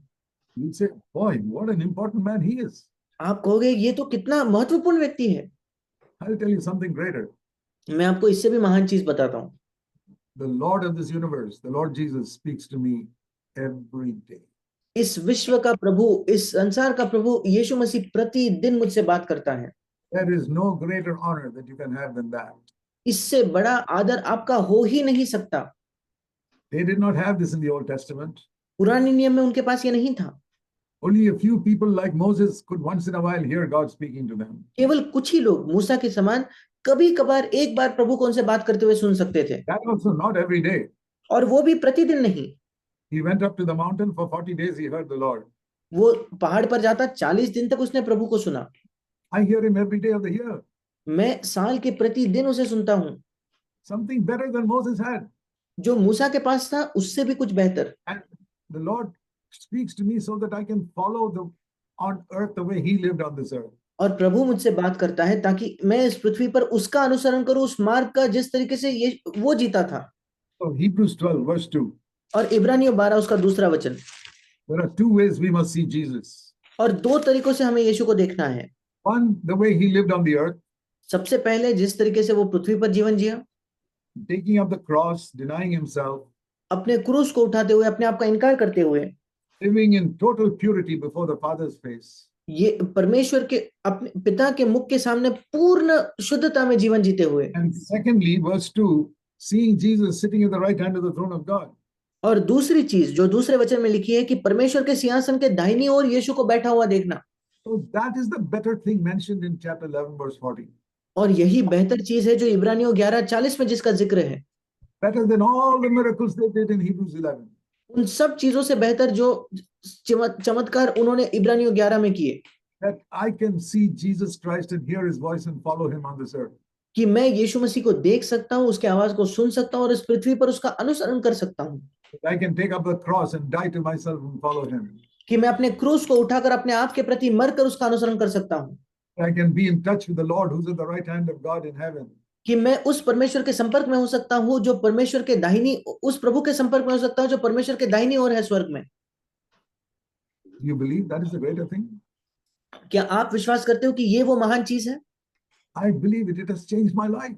मैं इस पर विश्वास करता हूँ, उसने मेरे जीवन को बदल दिया है। It has changed my family life. उसने मेरे पारिवारिक जीवन को बदल दिया है। My wife and I live without fighting, without quarreling, without anger. Our home is like heaven on earth. मेरी पत्नी और मैं एक दूसरे से लड़ाई किए बिना, झगड़ा किए बिना, किसी भी बहस के बिना इस जीते हैं। हमारा घर मानो पृथ्वी पर स्वर्ग के समान है। And in that atmosphere, I brought up 4 sons और इसी वातावरण में मैंने 4 बेटों को बड़ा किया। who are also following the Lord. वे भी प्रभु का अनुसरण कर रहे हैं। What greater thing can you do in this life? इस जीवन में इससे बड़ी चीज, इससे महान चीज आप क्या ही कर सकते हो? What is the use being the richest man or the most famous man on the earth? क्या लाभ इस संसार का सबसे अमीर व्यक्ति होने का या सबसे जाने माना व्यक्ति होने का? If your children become worldly and go to hell, अगर आपके बच्चे सांसारिक हो जाए और नर्क चले जाए तो that's no use. इसका कोई फायदा नहीं। We have to think, how will it be when this world is all over? हमें सोचना चाहिए कि जब ये पूरे संसार खत्म हो जाएगा उसके बाद कैसे होगा। In 2 Peter 3, it says, 1 day is with the Lord is 1,000 years. दूसरा पत्रस 3 अध्याय कहता है कि प्रभु के साथ एक दिन 1000 वर्षों के समान है। 1,000 years is like 1 day. और 1000 वर्ष एक दिन के समान है। So even if you live for 100 years on earth, और अगर आप पृथ्वी पर 100 वर्ष तक भी जीवन जियो तो according to 2 Peter 3, that is just 1 hour. दूसरा पत्रस 3 अध्याय के अनुसार वो केवल 1 घंटे के समान है। If 1,000 years is like 1 day, अगर 1000 वर्ष एक दिन के समान है, then even 100 years is only like 2 hours. और 100 वर्ष भी केवल 2 घंटों के समान है। So our entire life on earth, even if you live 100 years, is like living for 2 hours on this earth. और हमारा पूरा जीवन, अगर आप इस पृथ्वी पर 100 वर्ष भी जियोगे, हमारा पूरा जीवन लगभग केवल इस पृथ्वी पर 2 घंटों के समान है। Why you want to be rich for 2 hours and famous for 2 hours? क्यों आप 2 घंटों के लिए अमीर होना चाहते हो? क्यों आप 2 घंटों के लिए बड़ा जाना माना होना चाहते हो? And the rest of your life in eternity be wasted and regret for the way you lived. और बचे हुए अनंत काल के लिए आप अपने जीवन को खो दोगे और ये पछतावा करोगे कि क्यों आपने ऐसा किया। I say, Lord, I don't care how I live these 2 hours. और मैं कहता हूं कि प्रभु, मुझे कोई फर्क नहीं पड़ता मैं इन 2 घंटों में कैसे जीवन जीता हूं। How is it going to be in eternity for me? अनंत काल में मेरे साथ कैसे होगा? When I stand before you, I don't want to have any regret about how I lived on earth for these 2 hours. जब मैं तेरे सामने खड़ा होऊंगा, मुझे कोई पछतावा नहीं चाहिए इन 2 घंटों के लिए, जब मैंने इस पृथ्वी पर जैसे जिया उसके लिए। I'm willing to suffer for 2 hours, no problem. 2 घंटों के लिए अगर मुझे पीड़ा भी सहनी पड़े चलेगा। I want you to say to me, when I get into eternity, well done, you good and faithful servant. मैं चाहता हूं कि तू मुझसे कहे, जब मैं अनंत काल में प्रवेश करूं, अच्छा तूने किया मेरे भले और विश्वास योग्य दास। God is my witness that is the only thing I desire on this life. परमेश्वर मेरा गवाह है, ये इकलौती चीज है जिसकी चाहत मैं इस जीवन में करता हूं। Many times I wept and prayed to God. कई बार मैंने विलाप किया और परमेश्वर के सामने प्रार्थना की। Lord, please help me to hear those words from you when I see you one day. Well done, good and faithful servant. मैंने कई बार प्रभु से कहा, प्रभु कृपया मेरी सहायता कर कि एक दिन जब मैं तुझे देखूंगा तो तू मेरे लिए भी कहे कि अच्छा किया तूने हे भरे और विश्वास योग्य दास। I don't want any money or honor on this earth from Christians or from anybody. मैं इस संसार में कोई पैसा कोई आदर नहीं चाहता, ना ही मसीहों से ना ही किसी और से। I am willing to live a simple life, eat simple food, wear simple clothes.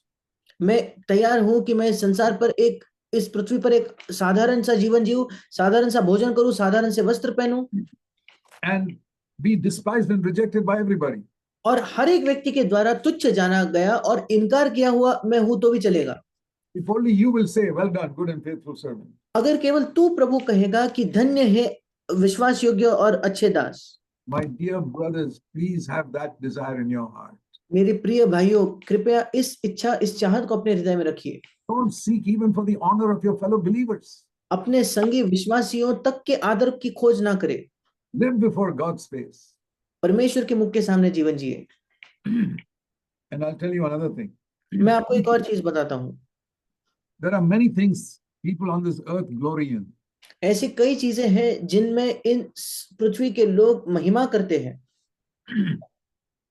Let me show you a picture here. मैं आपको एक चित्र यहाँ दिखाना चाहता हूँ।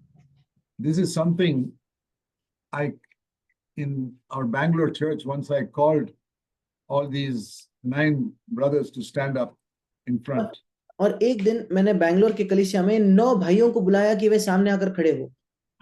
And I told them to stand like this, holding a 0 in front of them. और मैंने उनसे कहा कि वो इस प्रकार से खड़े हो जाए, अपने सामने एक शून्य को पकड़े हुए। I gave them each a board with 0 written on it. और मैंने उनमें से हर एक भाई को एक बोर्ड दिया जिस पर शून्य लिखा था। And in the center of that 0 were various things written. और उस शून्य के बीच में कई चीजें लिखी थी। All the things that are important on this earth. ये सब चीजें जो इस पृथ्वी पर महत्वपूर्ण है। Wealth. पैसा, beauty, सुंदरता, high position, एक अच्छा औहदा, popularity, लोगों के सामने लोकप्रिय होना, winning the Olympic Games, Olympic के खेलों को जीतना, high education, एक बहुत अच्छी पढ़ाई लिखाई कर लेना, popularity, और लोगों के सामने लोकप्रियता, or even preaching ability, great preacher. यहाँ तक कि प्रचार करने की क्षमता, महान प्रचारक कोई है। Many things like that. ऐसी कई चीजें। Exalting self. अपने आप को, अपने स्वयं को ऊंचा करना। 0, 0, 0, 0, 0 before God. परमेश्वर के सामने 0, 0, 0, 0 है। Do you believe that? क्या आप इस पर विश्वास करते हो क्या? Great preacher. महान प्रचारक 0. 0। What do you want to be? आप क्या होना चाहते हो? What is it that gives value to all these zeros? वो क्या है जो इन सब शून्यों को मूल्य देता है? When Jesus Christ, who is the one, is put in front of them, जब यीशु मसीह जो एक है उनके सामने रखा जाता है तो see what happens to these zeros when a one is put in front? देखिए क्या होता है जब इन सब शून्यों को जब एक उनके सामने रख दिया जाता है तो That one is Christ. वो एक जो है वो मसीह है। If Christ is not there, see what happens. अगर मसीह नहीं है तो देखो क्या हो रहा है। Whatever you may have all these things, you're a zero. आपके पास कुछ भी क्यों ना हो, आपके पास सब कुछ होगा पर आप शून्य हो। Never forget this all your life. कभी इसे अपने जीवन भर ना भूले। So if there is only one zero, और अगर एक ही शून्य है तो it's still valuable when Christ is in front. वो एक शून्य भी मूल्यवान है अगर मसीह उसके सामने हो तो। And if that brother adds one more brother, और अगर वो भाई एक और भाई को जोड़े तो 10 plus 1, 10 और 10 में एक जोड़ दो, it is not 11, it becomes 100. वो 11 नहीं बल्कि वो 100 हो जाता है। You see what happens? क्या आप देखते हो क्या हो रहा है? And you add one more brother, और उसमें एक और भाई को जोड़ दो, it doesn't become 12, it becomes 1,000. वो 12 नहीं होता, वो 1000 बन जाता है। Learn this lesson for the rest of your life. इस पाठ को अपने जीवन भर के लिए सीख लीजिए। And if you have many brothers joining in your church, और अगर आपके भाई, आपके कलीसिया में कई भाई हैं जो जुड़ते हैं it becomes many lakhs. तो वो कई लाख बन जाता है। But only if all of them are zeros. पर केवल तब अगर वे सब के सब शून्य हैं तो। Never forget this picture. कभी इस चित्र को ना भूलना। But I'll tell you something.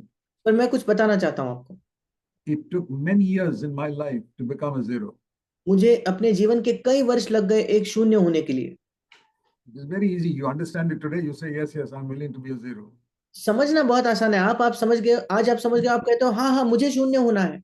But you will go to your church and you'll suddenly try to become a great man there.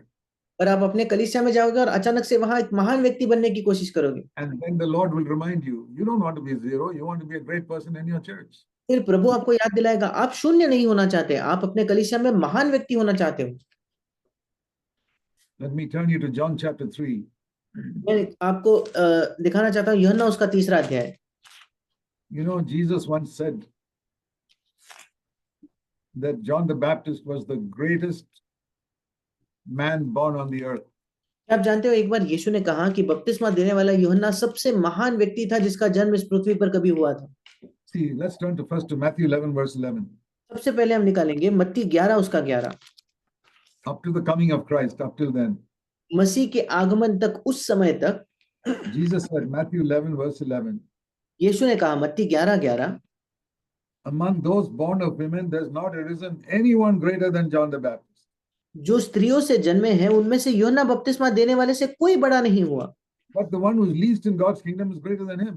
पर जो स्वर्ग के राज्य में छोटे से छोटा है वो उससे बड़ा है। That means the one who's willing to become a zero. इसका मतलब जो शून्य होने के लिए तैयार है, That is the greatest person on earth. ये इस पृथ्वी का सबसे महान व्यक्ति है। That is the meaning of Matthew 11 verse 11. मत्ती 11 उसके 11 का यही मतलब है। Now see this great thing in John the Baptist. और बपतिस्मा देने वाली यूहन्ना में इस महान बात को देखें। In John chapter 3, यूहन्ना उसका 3रा अध्याय। John, there were a lot of disciples who came to John and called him Rabbi. John 3 verse 26. और कई शिष्य थे जो बपतिस्मा देने वाले यूहन्ना के पास आते हैं और यूहन्ना 3:26 में उसे रब्बी कहकर पुकारते हैं। You are a great leader. वे कहते हैं तू एक महान नेता है। But John Baptist said, I can receive, verse 27, I can receive nothing unless I get it from heaven. 27 वचन में बपतिस्मा देने वाले यूहन्ना कहता है जब तक मुझे स्वर्ग से ना दिया जाए मैं कुछ नहीं प्राप्त कर सकता। And here was the John's motto for his life. और यूहन्ना का अपने जीवन के लिए जो मोटो था, जिसके अनुसार वो जीता था, वो ये थे। This is the principle by which John the Baptist lived. इसका मतलब ये वो सिद्धांत है जिसके अनुसार यूहन्ना बपतिस्मा देने वाला जीवन जीता था। Verse 30. 30 वचन, Christ must increase, I must decrease. मसीह बढ़ना चाहिए और मैं घटना चाहिए। You know what it means to become decrease? क्या आप जानते हो घटने का क्या मतलब है? From 100 you must become 99, 98, 97. 100 से लेकर आपको 99, 98, 97 होना है। 90, 80, 70, 60, 90, 80, 70, 60 20, 30, 10, और 30, 20, 10, then 5, 4, 3, 2, 1, फिर 5, 4, 3, 2, 1, finally 0. आखिरकार शून्य। That is the meaning of decreasing. और घटने का यही मतलब है। And Christ must increase. और मसीह बढ़ना चाहिए। So our whole Christian life must be decreasing. We must be decreasing in our own eyes and in the eyes of others. और हमारा संपूर्ण मसीह जीवन घटने का होना चाहिए। हम अपनी नजरों में, And Christ must दूसरों की नजरों में increase. घटने चाहिए Christ must increase. और मसीह बढ़ना चाहिए। That is what made John the Baptist the mighty prophet he became. इसी ने बपतिस्मा देने वाले यूहन्ना को वो महान भविष्यद्वक्ता बनाया जो वो बन गया। Very few Christian preachers have understood that. बहुत ही कम मसीह प्रचारकों ने इस बात को समझा है। I hope all of you brothers will understand that.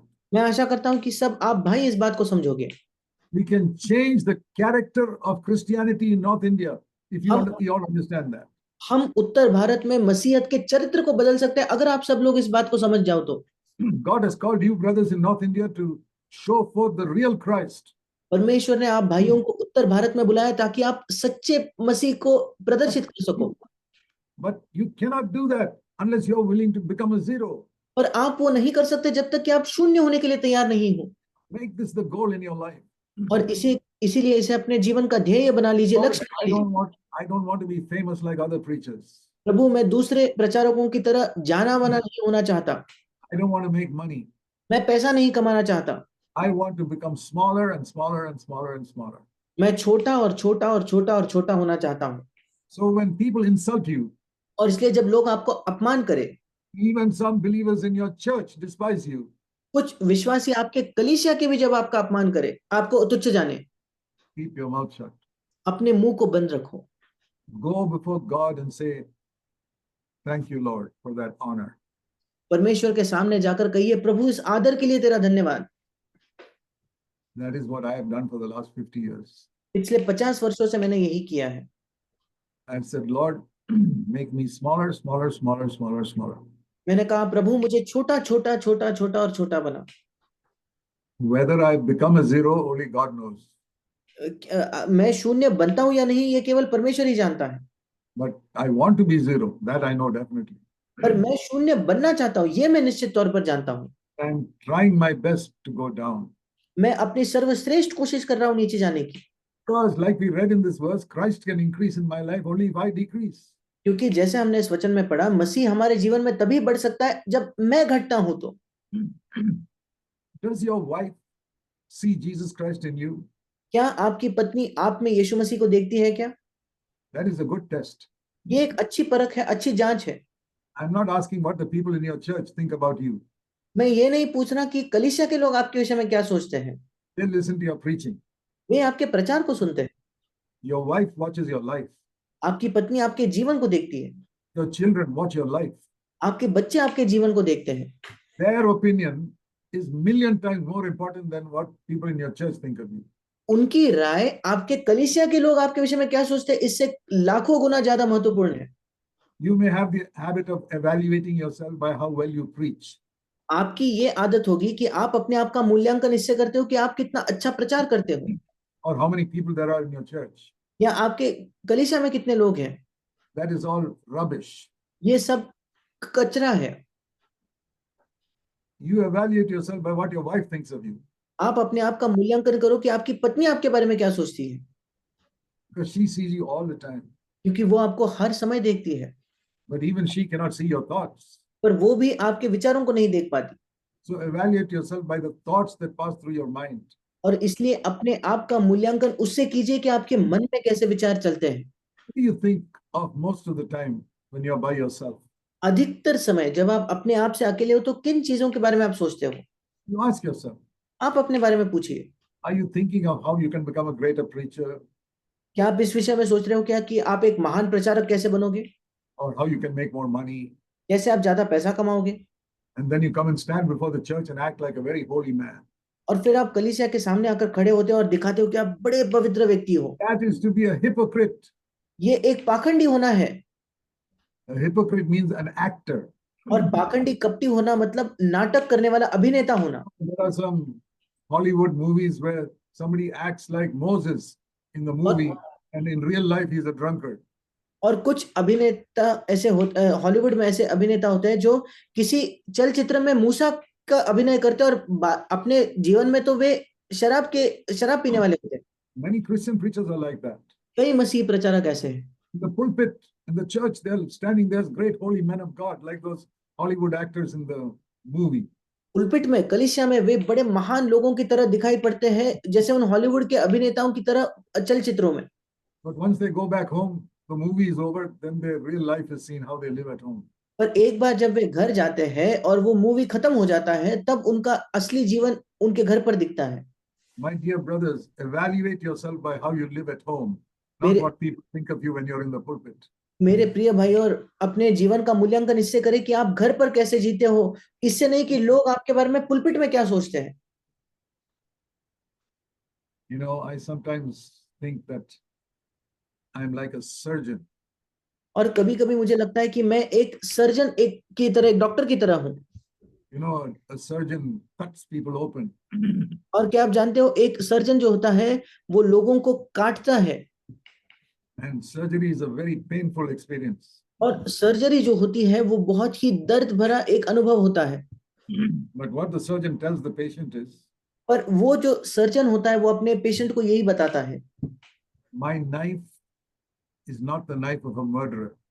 मेरा चाकू जो है वो एक हत्यारे का, खूनी का चाकू नहीं है। With my knife, I'm trying to bring life into your body, not death. मेरे इस चाकू के द्वारा मैं तुम्हारे शरीर में जीवन लाने की कोशिश कर रहा हूँ, मृत्यु नहीं। I'm trying to remove the cancer and the poison in your system. तुम्हारे अंदर जो कैंसर है, जो जहर है, उसे निकालने की कोशिश कर रहा हूँ। This knife is the knife of one who loves you, not one who hates you. और ये एक चाकू जो है, ये उसका चाकू है जो व्यक्ति आपसे प्रेम करता है, उसका नहीं जो आपसे घृणा करता है। And that's what I also say. मैं भी यही कहता हूँ। If my words sound like a knife, it's not the knife of a murderer, it's the knife of a doctor who's trying to remove the cancer from your body. अगर मेरे शब्द आपको चाकू के समान मालूम पड़ते हैं तो वो एक खूनी के चाकू नहीं है, वो एक डॉक्टर का चाकू है जो आपके शरीर से कैंसर हटाना चाहता है। Many people say, Brother Zach's words are like a strong knife.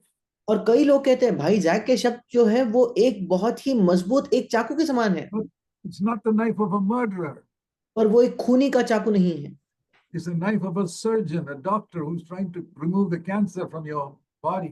एक डॉक्टर, एक सर्जन का वो चाकू है जो आपके शरीर से कैंसर को निकालना चाहता है।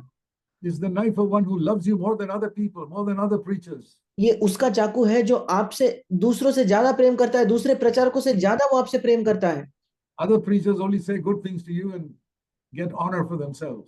दूसरे प्रचारक आपसे केवल अच्छी चीजें कहते हैं और अपने आप के लिए आदर प्राप्त करते हैं। I say, I'm interested in bring health and spiritual health into your life. मैं कहता हूं मुझे दिलचस्पी है आपके जीवन में स्वास्थ्य, आत्मिक स्वास्थ्य लाने में। So please accept these words that I've shared with you today. और इसलिए कृपया इन शब्दों का स्वीकार करें जो मैंने आपसे आज बांटे हैं। Whenever you wake up in the morning, जब भी आप सुबह उठे, remember these words in Isaiah chapter 50 and verse 4. इन शब्दों को याद रखें जो यशायाह उसके 50 अध्याय के 4थे वचन में पाए जाते हैं। Please turn to Isaiah 50 verse 4. मेरे साथ निकालिए यशायाह 50 उसका 4। In the last part of that verse, उस वचन का अंतिम भाग, the Lord God wakens me up morning by morning, wakens my ear to listen as a disciple. भोर को वो अर्थात प्रभु परमेश्वर भोर को नित मुझे जगाता है और मेरा कान खोलता है कि मैं शिष्य के समान सुनूं। So when you wake up in the morning, और इसलिए जब आप सुबह उठते हो, whatever time it is, चाहे कोई भी समय क्यों ना हो, before you get out of your bed, आप अपने बिस्तर से निकलने से पहले say to yourself, अपने आप से कहे, it is God who woke me up today. परमेश्वर ने मुझे आज उठाया है। It says here, morning by morning he wakes me up. ऐसा लिखा है, भोर को इंग्लिश में लिखा है प्रति सुबह वो मुझे नित जगाता है। It's not only my body that's woken up. केवल मेरा शरीर नहीं जगा है। It says here, he wakes my inner ear. In my heart there is a ear. He wakes that up. और यहाँ लिखा है कि वो मेरा कान जगाता है, मेरा कान खोलता है, मेरा अंदरूनी कान, मेरे हृदय को वो खोलता है। and he wakes up that inner ear in my heart to listen to what he is saying. और मेरे हृदय के अंदरूनी कान को वो खोलता है ताकि मैं सुनूं वो मुझसे क्या कह रहा है। Start your day like that. अपने दिन की शुरुआत ऐसे कीजिए। Lord, you woke me up today so that I can listen to you in my heart. प्रभु तूने आज मुझे उठाया है ताकि मैं अपने हृदय में तुझे सुन पाऊं, So that it says here, so that I can be a better disciple. ताकि जैसे इस वचन में लिखा है कि मैं एक बेहतर शिष्य बनूं। And if you are like that, अगर आप ऐसे हो तो then the first part of the verse will also be true. फिर उस वचन का पहला भाग भी सच होगा That God will give you the tongue of a disciple to preach a powerful word to help other people. कि परमेश्वर आपको सीखने वाले की जीभ देगा कि आप एक सामर्थ भरा वचन दूसरों को दे सको उनकी सहायता करने के लिए। This is how God has given me his word through all these past years. इसी तरीके से परमेश्वर ने इन सारे बीते वर्षों में मुझे अपना वचन दिया है। I've experienced this for 50 years. 50 वर्षों से मैंने इसका अनुभव किया है। God has given me his word and my mouth has helped other people to be sustained. परमेश्वर ने मुझे एक वचन दिया है और मेरे मुंह ने लोगों की सहायता की है कि वे संभाले जाए। I desire that all of you will also have that. और मेरी चाहत यह है कि आप में से हर भी यही आपको प्राप्त हो। My great burden is to raise another generation of powerful servants of God who will be anointed and preach God's word powerfully. मेरा महान बोझ यही है कि एक नई पीढ़ी को तैयार किया जाए परमेश्वर के सेवकों का, जो बड़े महान तौर पर और प्रबल तौर पर परमेश्वर की सेवकाई कर सके। I'm 85 years old. I'm not going to live forever. मैं 85 वर्ष का हूं, मैं हमेशा के लिए नहीं जीवित रहूंगा। I really have a burden. There must be another generation growing up, anointed, preaching God's word powerfully. मेरे अंदर वाकई एक बोझ है कि एक नई पीढ़ी बड़ी होनी चाहिए जो परमेश्वर के वचन का बड़े अभिषेक तौर पर प्रचार करते हैं। You all are part of that generation. और आप सब उस पीढ़ी का हिस्सा हो। Be faithful. विश्वास योग्य रहे। Seek for that better thing that we considered today. उस बेहतर चीज की खोज करें जिसको आज हमने देखा। That is looking unto Jesus. वो है यीशु की ओर देखना। Seeing how he lived on this earth. ये देखना कि यीशु इस पृथ्वी पर कैसे जिया। How he would get up in the morning, go to seek God. कैसे सुबह वो उठकर जाकर प्रभु की खोज कर परमेश्वर की खोज करता था। We read in Luke chapter 4 हम लूका 4 में पढ़ते हैं that one day he was spending a long time casting out evil spirits and healing the sick one evening. और एक शाम के समय उसने लंबा समय बिताया कि बीमारों को चंगा करने में, अशुद्ध आत्माओं को निकालने में। Luke chapter 4 लूका 4 verse 40. उसका 40 वचन। Late in the evening when the sun was setting, सूरज डूबते समय, शाम के देर से people brought sick people to him. लोगों ने उसके सामने बीमारों को लाया। There may have been hundreds of them. और शायद 100 से अधिक की तादाद में लोग होंगे। Now it is late at night. अब रात में देरी हो चुकी है।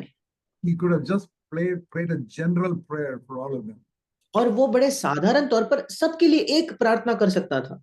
But it says he laid hands on each one individually, verse 40. पर 40 वचन कहता है कि उसने सब पर एक एक पर हाथ रखकर उनके लिए प्रार्थना की। That must have taken 5 or 6 hours. इसको तो 5-6 घंटे लग गए होंगे। He started at sunset, verse 40. 40 वचन, सूरज डूबते समय उसने शुरू किया। And demons were cast out, verse 41. 41 वचन, दुष्ट आत्माएं भी निकाली गई। When do you think Jesus went to sleep that night? आपको क्या लगता है उस रात में यीशु कब सोया होगा? Probably midnight. शायद मध्य रात्रि के समय। But next morning, पर अगले सुबह, verse 42, 42 वचन, early in the morning, he got up and went out to a lonely place to pray. जब दिन हुआ, बड़े भोर को वो निकलकर एक सुनसान जगह में गया। And there he heard what God told him. और उसने सुना कि परमेश्वर ने उससे क्या कहा। God told him, I want you to go to another place. उसने सुना कि परमेश्वर ने उससे कहा, मैं चाहता हूं तुम एक दूसरी जगह जाओ। And even though he had become very popular in that place where he had healed so many sick people, और इसके बावजूद कि वो बड़ा लोकप्रिय हो गया था उस स्थान में जहां उसने लोगों को चंगा किया था। and verse 42 it says they tried to keep him from going away. 42 वचन कहता है कि उन्होंने उसे रोकने की कोशिश की कि वह उनके पास से न जाए। He said, no, I can't stay here, I've got to go elsewhere. और उसने कहा, नहीं नहीं, मुझे अन्य नगरों में भी जाना है। Why did he say that? उसने ये क्यों कहा? Because early morning he got up alone and he heard God saying, don't stay here, go somewhere else. क्योंकि भोर को जब वो उठा था उसने परमेश्वर को कहते हुए सुना, यहाँ मत रुकना, कहीं और जाना। He didn't go by his reason which says, Great miracle is happening here. Revival is taking place. Stay here. उसने अपने तर्क का सहारा नहीं लिया कि महान चमत्कार हो रहे हैं, बड़ी बेदारी आई है, यहीं रुक जाओ। Sometimes God's ways are different from man's ways. कभी कभी परमेश्वर के मार्ग मनुष्यों के मार्ग से अलग होते हैं। What do you learn from that? आप इससे क्या सीखते हो? When you read scripture, meditate on it. Don't just read it. जब आप बाइबल को पढ़ते हो तो उस पर मनन कीजिए, उसे केवल पढ़े ना। The most important thing is to hear what God is saying. सबसे महत्वपूर्ण चीज यह है कि सुनना जो परमेश्वर कह रहा है। God says, my ways are not your ways. और परमेश्वर कहता है मेरे मार्ग तुम्हारे मार्ग नहीं है। My dear brothers, मेरे प्रिय भाइयों, learn to listen to God every morning. हर सुबह परमेश्वर से सुनना सीखे। This is the habit I have had for many years. ये आदत मेरी कई वर्षों से रही है। It has changed my life. उसने मेरे जीवन को बदला है। And it's helped me to change other people's lives. और उसने मेरी सहायता की है कि मैं दूसरे लोगों के जीवन को बदलूं। I don't depend on my cleverness. मैं अपने चतुराई पर निर्भर नहीं होता, Because God says, my ways are not your ways. क्योंकि परमेश्वर कहता है मेरे मार्ग तुम्हारे मार्ग नहीं है। I have a great burden for North India.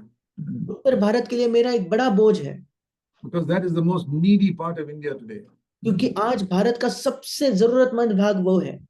And God has given all of you the tremendous privilege and honor to work in the most needy part of India today.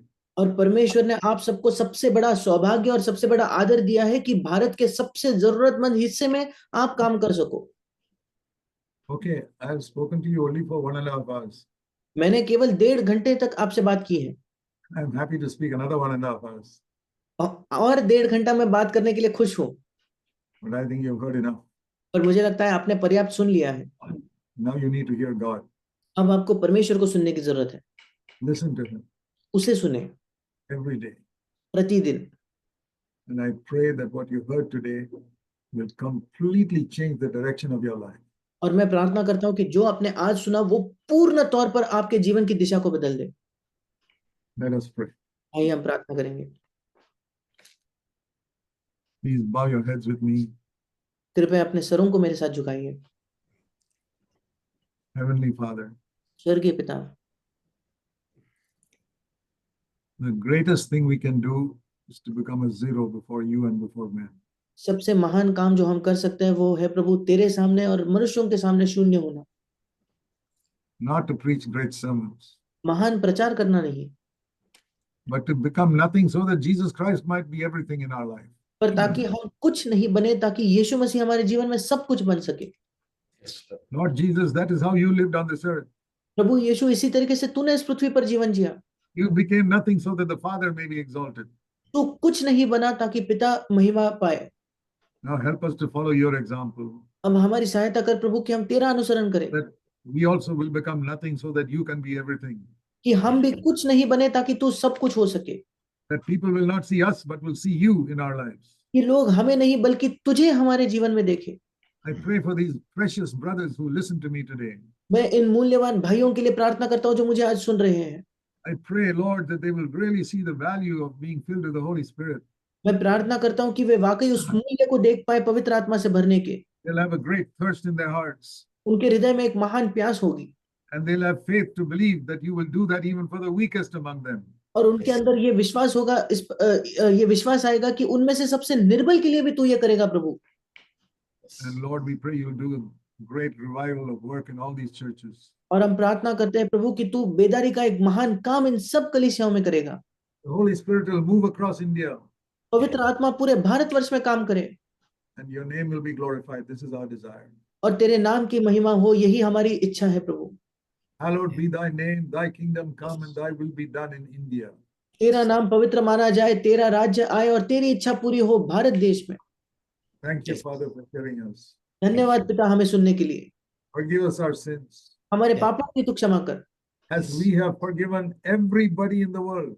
जैसे हमने इस पृथ्वी पर हर एक व्यक्ति की क्षमा की है। And help us to live overcoming lives over Satan और हमारी सहायता करके शैतान पर हम जयवंत जीवन जिए, and over the lusts of our own flesh और हमारे शरीर की अभिलाषाओं पर जयवंत जीवन जिए, and over the attractions of the world. और इस संसार के आकर्षणों पर जीवन जिए। Help us to live lives filled with the Holy Spirit. हमारी सहायता करके हम पवित्र आत्मा से भरपूर जीवन जिए। so that rivers of living water will flow from us in many directions. ताकि जीवन जल की नदियां हमसे कई दिशाओं में बह निकले। We pray in Jesus' name. यीशु के नाम से हम मांगते हैं, Amen. आमीन।